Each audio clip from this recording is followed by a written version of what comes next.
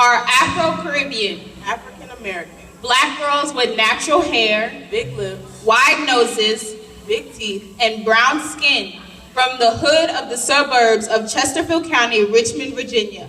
And our melanin is always popping.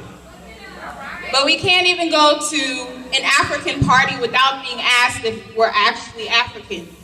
We can't walk up our waist to our soca music without being asked what we so excited for.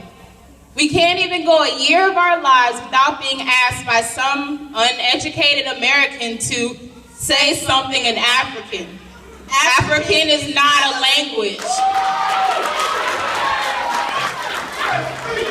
Oh, and I can't forget my favorite question. So, if both of your parents are from Africa, right? How come you sound so white? As if to say a race has its own sound. But wait, my race does have its own sound.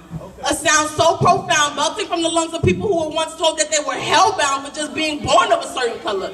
It's the sound of men and women gasping for air as they're being hung out to dry like laundry. My ethnicity is the sound of bombs and bullets ripping the flesh of an undeserving man in my grandfather's village. It's the sound of iron bars shutting behind an innocent man named Nelson Mandela. My race is the sound of me screaming, I can't breathe, not because I'm being choked by police, but because I'm suffocating on the ignorance of this generation. My culture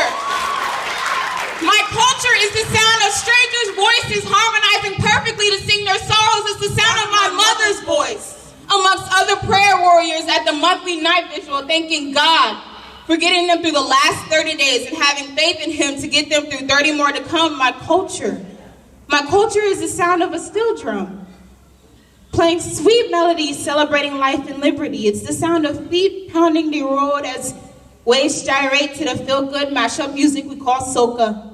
My ethnicity is the sound of the jollof rice loading on the stove. It's the sound of drum beats. It's the sound of drum beats, making traditional music that we can move our feet to. It's the sound of political laughter and boisterous conversation. My culture, my race, is the sound of my nieces and nephews' laughter.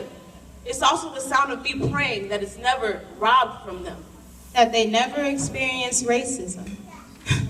My race, my race, is the sound of 20 years of your idiocracy composed to 140 characters on Twitter. It's the sound I make when you feel that tweet is relevant.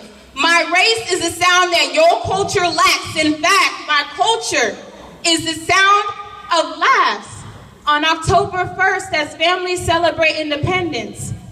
A sound that cannot be muted. My culture is my music. And I be dirty whining to it.